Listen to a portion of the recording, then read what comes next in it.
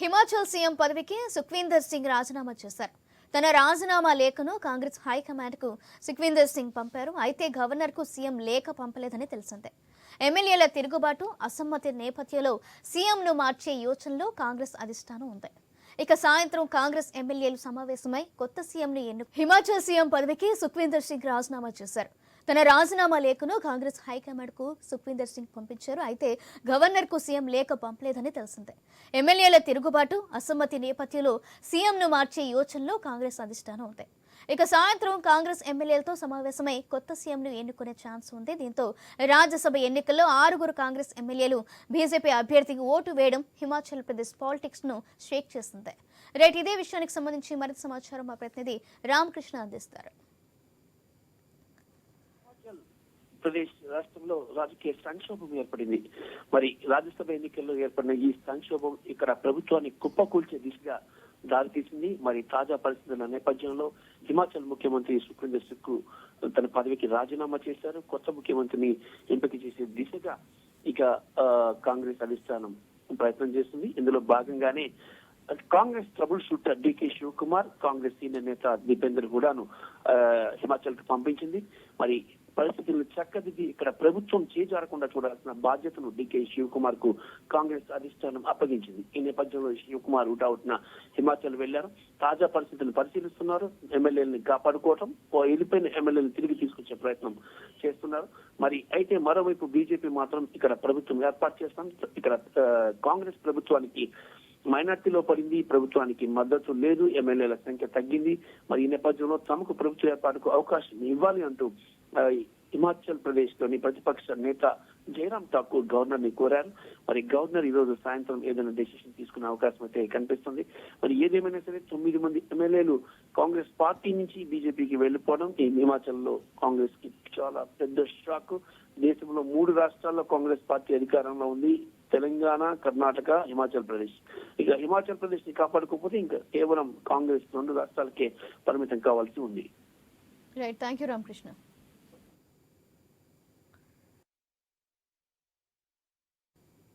ప్రధాని మోదీ తెలంగాణలో పర్యటన దాదాపు ఖరారైంది. మార్చి 4న ఆదిలాబాద్లోని, మార్చి 5వ తేదీన సంగారెడ్డిలో ప్రధాని మోదీ పర్యటించబోతున్నారు. ఎన్నికల ప్రచార సభలతో పాటు కొన్ని ప్రభుత్వ కార్యక్రమాల్లో మోదీ పాల్గొనున్నారు.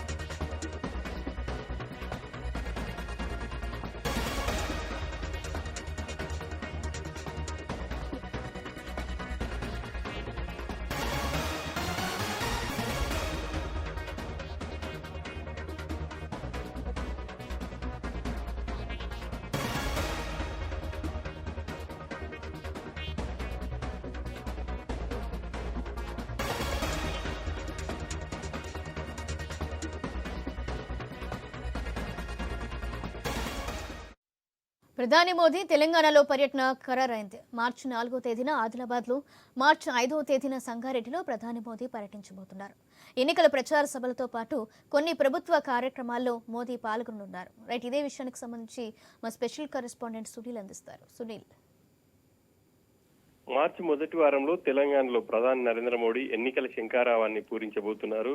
ఆయన ఈ నెల 4వ తేదీన మొదట మహారాష్ట్ర నాందేడ్ నుంచి ఆదిలాబాద్ వస్తారు. అక్కడ పలు అభివృద్ధి కార్యక్రమాలకు శంకుస్థాపనతో పాటు వివిధ పనులను కూడా ప్రారంభిస్తారు. అనంతరం అక్కడ జరిగేటువంటి బహిరంగ సభలో ప్రధాని నరేంద్ర మోడీ పాల్గొంటారు. మధ్యాహ్నం అక్కడి నుంచి నాందేడ్ వెళ్ళి, నాందేడ్ నుంచి చెన్నై వెళ్తారు. ఆ చెన్నైలో ఆయన అక్కడ కూడా కొన్ని కార్యక్రమాల్లో పాల్గొని తిరిగి రాత్రి మళ్ళీ హైదరాబాద్ బేగంపేట ఎయిర్పోర్ట్ కు చేరుకుంటారు. ఆ రాత్రి 4వ తేదీ రాత్రి ఇక్కడ రాజ్భవన్ లో బస చేస్తారు. ఉదయం మళ్ళీ 11 గంటలకు సంగారెడ్డి సభ 5వ తేదీన సంగారెడ్డిలో కూడా ఎన్నికల ప్రచార సభ ఏర్పాటు చేసింది బీజేపీ. అంతకంటే ముందు సంగారెడ్డి జిల్లాలో కూడా పలు అభివృద్ధి కార్యక్రమాలకు ఆయన ప్రారంభించబోతున్నారు. జాతీయ రహదారులను జాతికి అంకితం చేయబోతున్నారని చెప్పేసి కూడా పార్టీ వర్గాలు అయితే చెప్తున్నాయి.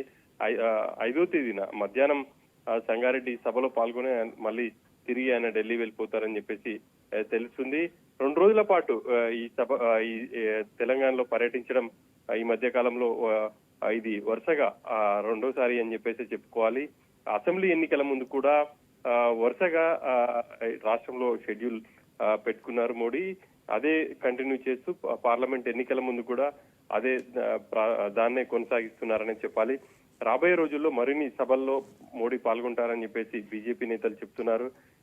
తెలంగాణలో అధిక సీట్లు గెలవడమే లక్ష్యంగా ఆ పార్టీ ప్లాన్ చేస్తుంది. అందులో భాగంగానే ఇప్పటికే అన్ని జిల్లాల్లో కూడా విజయ సంకల్ప యాత్రలు కొనసాగుతున్నాయి. ఈ నెల మొదటి వారం వరకు, ఫస్ట్ తేదీ వరకు, మార్చి 1వ తేదీ వరకు విజయ సంకల్ప యాత్రలు ముగించుకొని ఆ తర్వాత పూర్తి స్థాయిలో ఎన్నికల బరిలోకి దిగాలని చెప్పేసి బీజేపీ చూస్తుంది. అందులో భాగంగానే ప్రధాని మోడీ షెడ్యూల్ కూడా ఖరారైంది.